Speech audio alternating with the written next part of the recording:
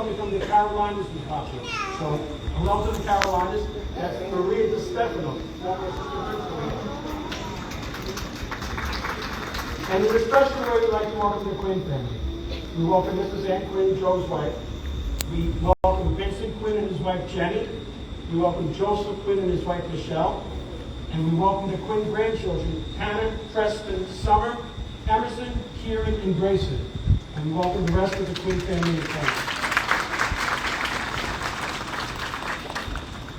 I'm going to introduce Frederick now, who will lead us to the Pledge of Allegiance. And I'll ask you to please remain standing for our national anthem.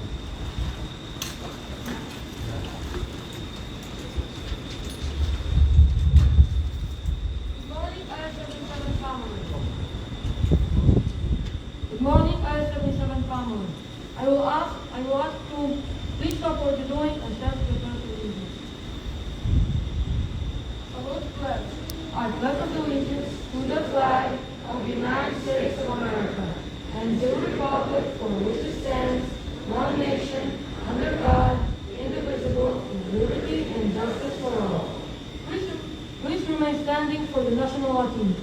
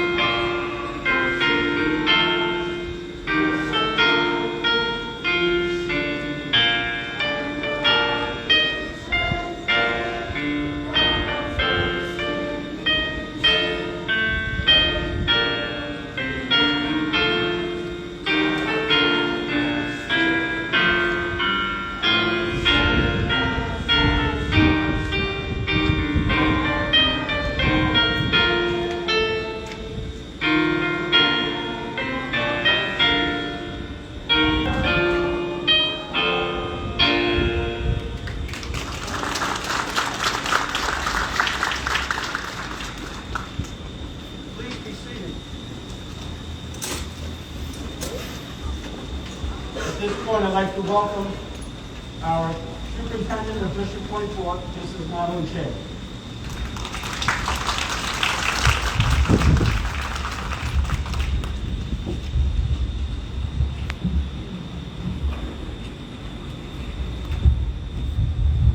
Good morning. Thank you so much, Mr. Miller and your entire staff for this incredible ceremony. I'm so happy to be in the presence of so many wonderful District 24 staff, alumni, and of course, the Quinn family. When I began my journey as Superintendent of District 24 13 years ago, my administrative assistant, Mary Ellen Ramsey, for those of you who have been in the district for a while, I'm sure that you knew her, for her tenacity and fierce loyalty. If there was one person that Mary Ellen had unequivocal admiration for above all others, it was Mr. Quinn. My first year as superintendent was a colorful one. Mary Ellen was never one to hold back her opinion. And there were some high-level decisions that needed to be made as superintendent. And each time I made a decision in that first year, I would hear, Mr. Quinn wouldn't have done it like that. Well, sometimes she said, that's not what Mr. Quinn would have done. As a new district leader, I became very curious about this Mr. Quinn. And then one day, a few years later, at a UFT function, I found out that Mr. Quinn was attending. I could finally speak to the man who I was told did everything so right in this district. I wanted to ask him, what was your secret to being this amazing superintendent? When I approached him, he treated me as if I was the celebrity. He was so gracious with his words and very complimentary. And I said to him, Mr. Quinn, I couldn't wait to meet you. And he said to me, my dear, I could not wait to meet you. We laughed for a few moments over the many layers of complexities of the job and Mary Ellen's comparisons, and then he said something to me that I will never forget. He looked me right in the eye and he said, District 24 is a lion of a district. And being a superintendent here is like being the lion tamer. You crack the whip hard, but always remember to have a heart. Everyone that I speak about Joe Quinn talks about his impeccable leadership, how smart he was, so aware of everybody's needs, and so protective of the district. And yes, his incredible heart. I have tried very hard to maintain the caliber of the superintendency that Joe Quinn has modeled for all of us, and I am elated that IS 77 will now celebrate his name and what he stood for. IS 77, just like Mr. Quinn, has heart. This school takes care of its people and values education. I am confident that the Joseph F. Quinn School will emulate all of the qualities he possessed as a formidable, unforgettable leader. Thank you so much to Mr. Miller for suggesting this school be named after Mr. Quinn. Thank you to the Community Education Council and the Department of Education for approving this naming. Since the pandemic started, we haven't really felt like we've had many wins, but today is a win for all of us. Thank you very much.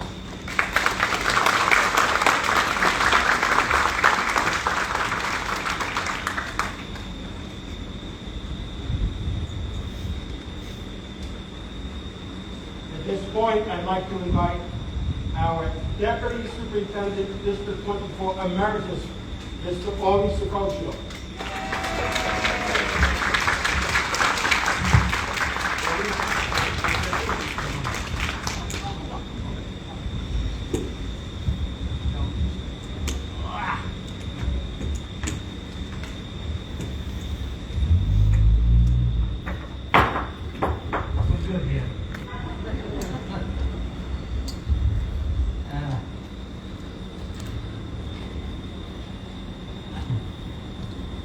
It really is so nice to be here today.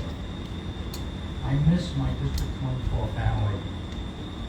Joe Quinn loved District 24 and spoke of his days at IS 77 quite often.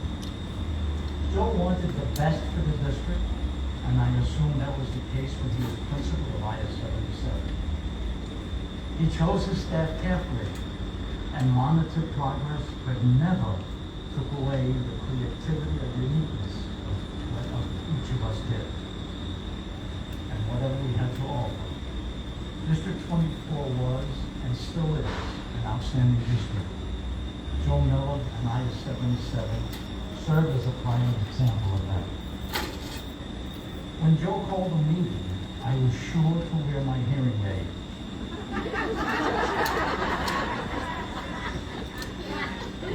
Joe had a soft voice and rarely ever raised it. It was funny that after his meeting, someone would approach me, the guy with the hearing aid, and ask, what did he say? Joe had a great poker face, but treated everyone with respect. If you had something to say, Joe would listen. The honor bestowed on Joe Quinn today will preserve the memory of a great and wonderful man. Thank you, and God bless.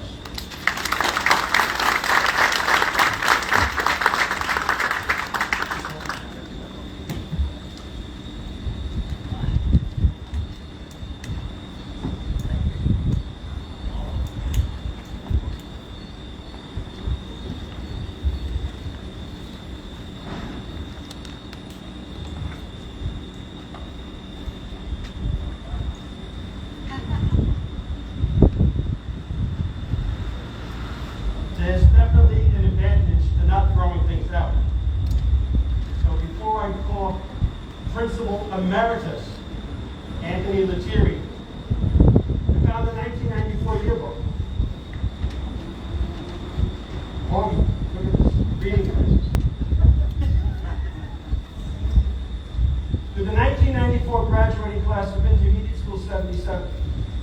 theme of our yearbook is getting closer.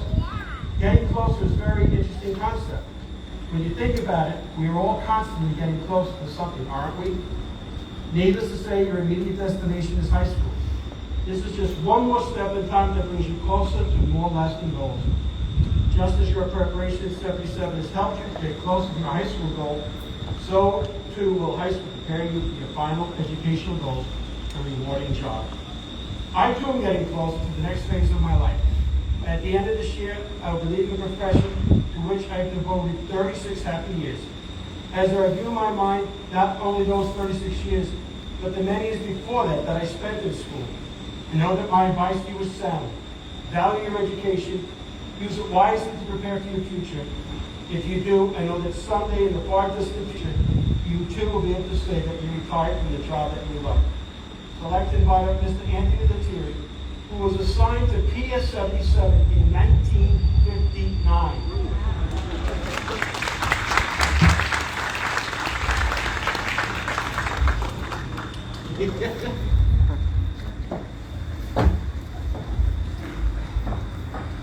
Welcome to everybody. Did I really write that? 1959 was when I started here. This building has a history which you might want to know about. At the time I was assigned here, it was a K-8 school, and I taught English and science with my phys ed license. After 3 years in this building, 93 opened as a junior high school, and this school became a K-6 school. I will be kind, I'm sorry. 93 opened, and many of the people who were working in the district in the 7th and 8th grades got jobs at 93, and 93 progressed. As time went by, I became an assistant principal at 93. Joe Quinn was assigned as a principal from another district to us, and our friendship began. When it became time for the principalship at 93 to be filled, sometimes when things happen, they happen for the best. In my heart, I was one of the candidates. In my heart, Joe Quinn was the most qualified person to get that job. It didn't happen. At that time, 77 was the annex to 93. And the assistant principal who was in charge here moved over as the principal, and Joe came here as the assistant principal in charge of 77. Time went by, 77 grew, became its own separate school. Joe Quinn's school is being named after him today, but that was when this became Joe Quinn Intermediate School. Anyway, went through some memories. I just want to share a couple little things. Saw Rosemary today, Joe's secretary. One of the things we go through, when I need to speak to Joe, I call him and I say, Roey, tell Joey Toby wants to talk to him. Cracked it up. We had a lot of fun. I'm looking at faces of folks that I work with. I appreciated our time together. This is the most special day of my life.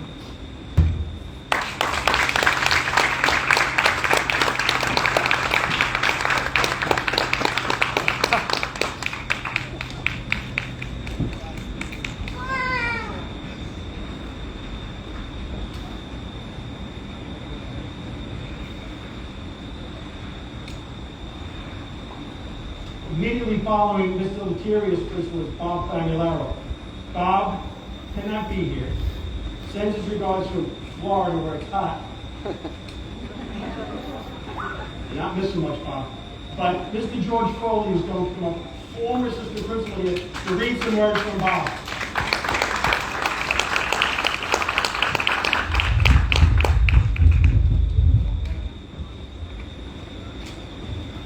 I don't think I can do Bob's voice, so I'm just going to read what he said about this special day, and I know he would love to be here. Bob said, I was a Quinn person. I'll always be a Quinn person. Joe Quinn was IS 77 and all that made a family of learners. Joe was a humble man who invested in people. Joe's greatest strength as an educator was his wonderful ability to listen to your needs. All of us have followed in his footsteps and have attempted to continue his legacy as a fair, intelligent, and caring educator. Although there are so many constraints and political walls to break down, one knew that whenever it got tough, you were not alone, because Mr. Quinn was in the trenches with you. On a personal note, what I achieved educationally was a result of this wonderful role model. I remember when Mr. Quinn left 77 to become superintendent, he would frequently call me on Sunday mornings.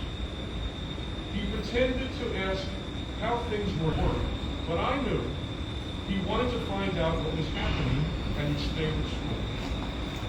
I used to think, I'm having morning coffee with Mr. Quinn.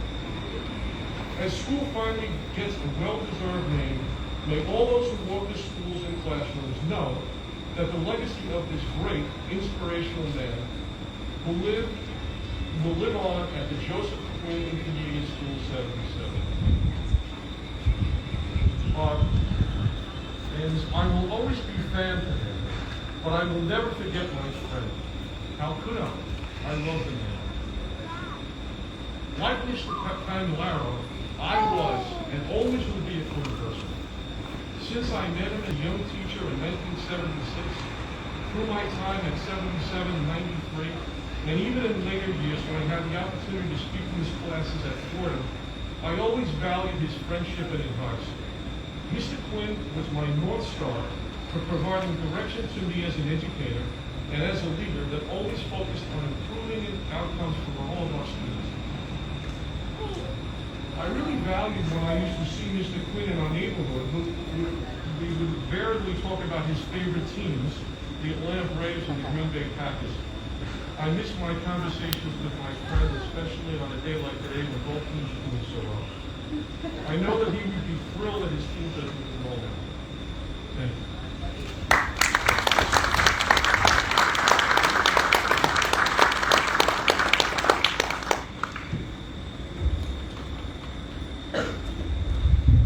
I'd like to invite Diane Follia, who is part of our District 2014, our former Director of Educational Initiatives. Diane Follia.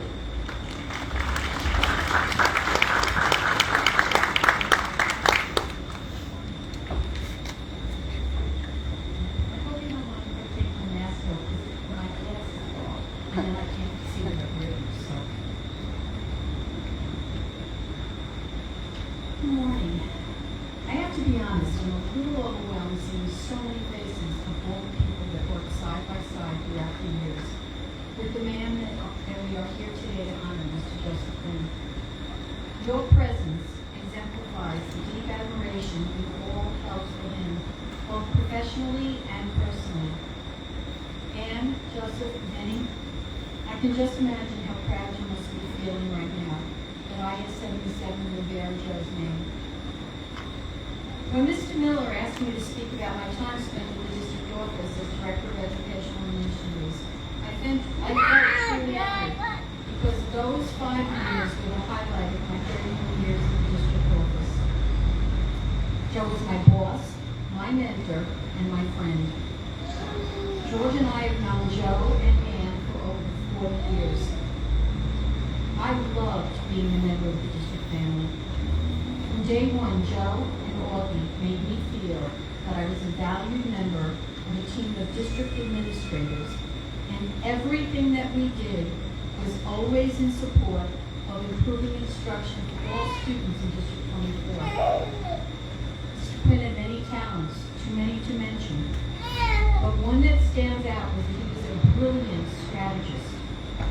If he played chess, he would have been a grandmaster, because his mind worked in a way that had him thinking many steps ahead of what he needed to do at the present time. That's what made him a great superintendent. Joe was the ultimate coach. He not only supported his principals, but he was always identifying and grooming future leaders that would act as his bench to step in at a moment's notice. This reference is from George. It's always has something to do with the chess or some team.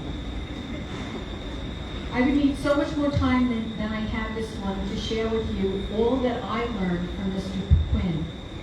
but I could tell you that his wisdom and understanding of what it takes to be a leader made me a better leader for the rest of my career. I have so many fond memories of my time spent with Joe. I'd like to just share one that I think all of you can relate to in some way. Each morning as I sat at my desk at 8000 Cooper Avenue, I'd never know what my day was going to be like. Because inevitably, Joe would come in and say, "Grab your coat, we're going to a school." I'd run to keep up with him as we headed out. He rarely announced to the school that we were coming, and I soon got used to what happened when we arrived. Within seconds of pulling into a parking space, word would get out that Mr. Quinn was in the building. It was during these visits that I was able to see Joe at his best. He greeted teachers, staff, and cafeteria workers by name. He had an unbelievable memory. We visited almost every classroom and looked at many bulletin boards for evidence that the district initiatives were being implemented because he believed in accountability. He provided all that was needed: time, professional development provided by organizations such as America's Choice, staff, and resources, so he expected results. On our way back in the car, we would debrief, and he would ask me how we could better support a school that was struggling. He also gave me constructive criticism. I'll never forget that on one occasion, I guess I made a face that I showed my displeasure when I didn't see feedback on student work. So he told me in a very stern manner that I needed to work on my poker face. We all know that Joe was the master of not showing what he was thinking. I don't think I ever truly mastered that. As I traveled the city and attended district-wide meetings, I was always so proud to say that I represented District 24.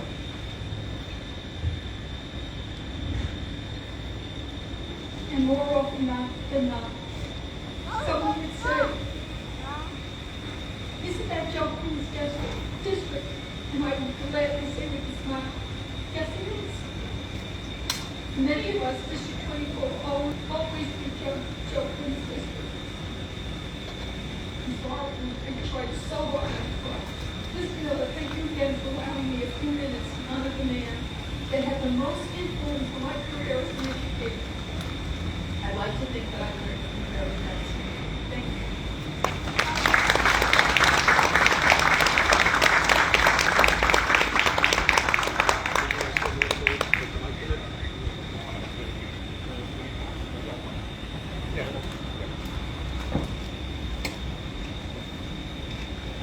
I'd like to invite up now Joe's sons, Vincent and Joseph.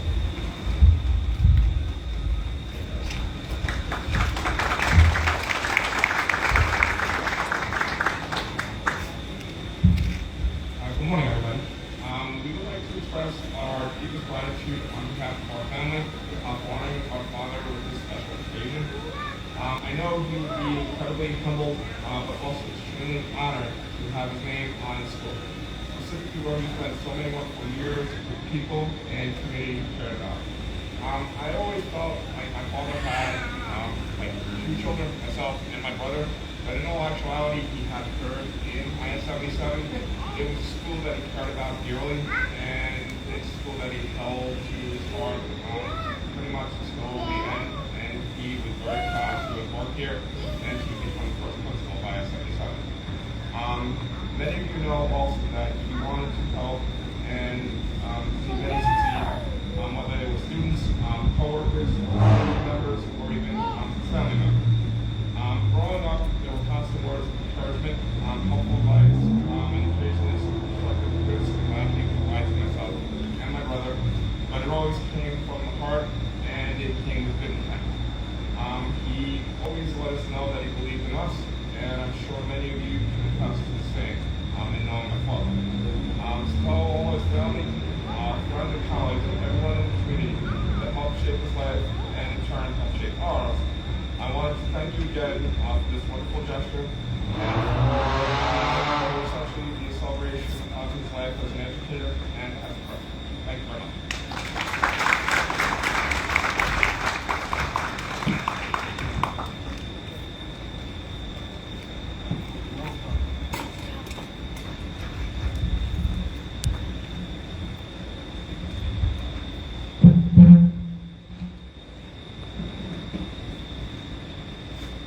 trying out the new remote like that. Steve, it's a nice toy. So we're here today for a naming ceremony, and I'm kind of thinking of what is it with the name? And the first thing we get in life is our name, and it follows us through our journey. We then taken that tradition and passed it on to naming our pets, sometimes our cars, our boats, our homes, and yes, even our schools. In recent memory in District 24, we have had the occasion to rename two of our schools. IS-77 in Maspeth was renamed after longtime teacher Frank Sensiberry, and PSI's 119 was renamed after longtime principal Anthony Branswell. During graduate class that I was in family counseling, our professor asked us, do you know why you have your name? Then he continued, if it's possible, ask your parents. There might be a story there. So, my legal name is Joseph Anthony Miller Jr. So my dad's Joseph Anthony, and I talked to my mother, and it turns out my father's aunt got involved, because technically I'm the third, but my father was young when his dad died. There's always stories with names. I said, how come I'm not the third? My father said, I don't know. But for my family, Jory Jr. is after my name. So names have a story. Names also bring expectations. Today, though, is not a renaming. We never had one. We had good numbers. The number 7 is considered to be lucky. So 7-7 could be considered luckier still. As Mr. Lettieri gave us a little bit of the history, in 1911, our school opened up as PS-77. And this was a big field here, lots of fields. And the lot wasn't a lot, it was a grass field. And in the far corner here, where our field is now, there was a Shaker beer garden. Just look out, you can imagine it still being there. When Joe came here to the building principal in 93 was George Salant. And Mr. Quinn always talked about George Salant being one of his mentors. And as Mr. Lettieri told us, Joe was the first principal here at Intermediate School 77. And when he was working at Fordham University and bringing his graduate students here for classroom visits, he would always remind me, Joseph, did you tell them the history of the building yet? And don't forget the year it opened. I always say, the school opened up in 1911, and Joe Quinn was the first principal. And then everyone was going to chuckle and look at it. I said, but we opened up as Intermediate School later on. One of the things I found out about Joe was that he used to offer coaching tips for people aspiring to be administrators. So he and I were talking about it, and one day he said, come in here. He probably asked me to see Rosemary to get paper. And he said, here's the scenario. Some of you will recognize this. You're the AP out of school. It's snowing out. Half the staff is cold out. It looks like there are many students outside. How do you arrange the day? That's easy. I was a dean at 93. I was already an assistant principal at 61. So I wrote it out. There's 3 locations, the gym, cafeteria, the auditorium. Divide the staff up that stand. Send the 6th grade to the cafeteria, the 7th grade to the auditorium, the 8th grade to the gym. Count up the students instead of a modified block schedule. No reaction. He nodded. He said, Joseph, what is your role here? I said, I'm the assistant principal. He was right. Where's the principal? Don't you think you should check with him or her first? I said, oh boy. Now you feel like, okay. But you're right. Getting the youngsters inside, you can't control the weather, but you can get a safe environment. Good. But remember, you're only the AP. Got it. And you're going to go to the district office if that happens, right? I said, yes, of course. That's good. Keep us in the loop. Then he asked me, is there anything else? So now I'm just like a puddle. I'm like, I don't know. You tell me. And he says, don't you work in a restaurant on weekends? I said, yes. Well, Joseph, you have to feed the kids too.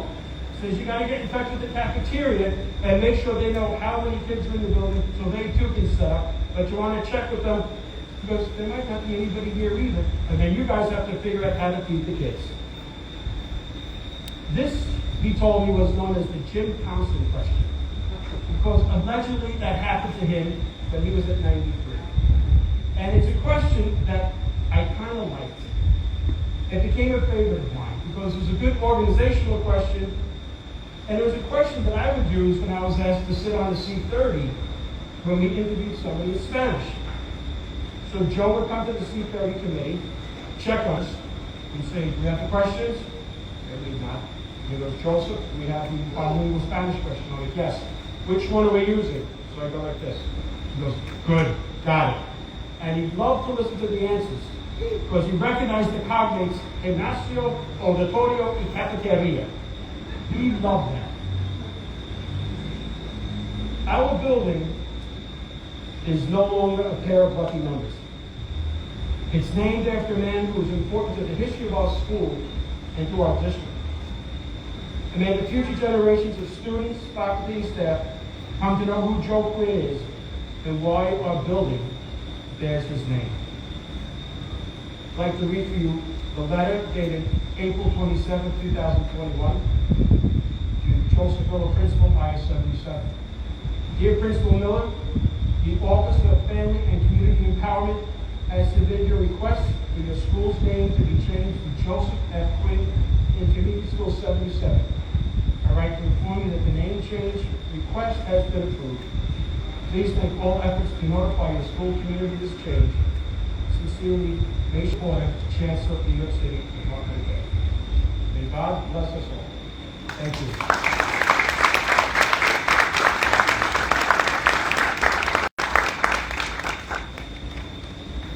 We're going to have am I ready up on the roof? Roof? Oh, here we go. All right, we'll go. Okay, we're going to have a little sing-along now. After 9/11, we had a little ceremony in the district office. Augie and Mr. Quinn had called me up. And Carlos was there.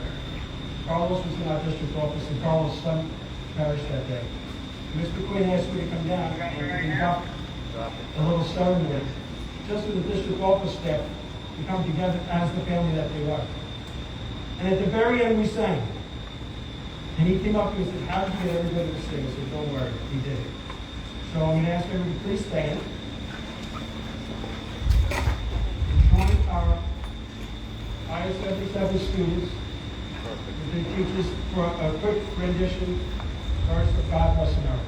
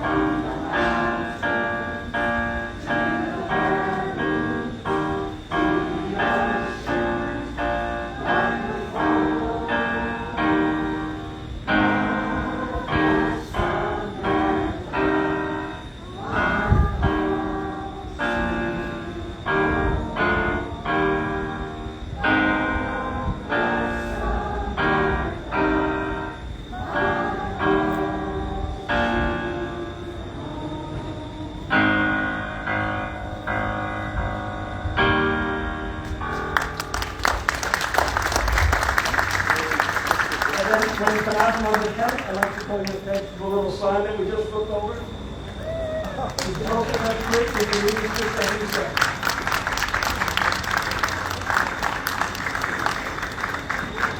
The picture Mrs. Quinn and the family brought, we're going to hang on a wall which does not have asbestos in it on the inside of the building.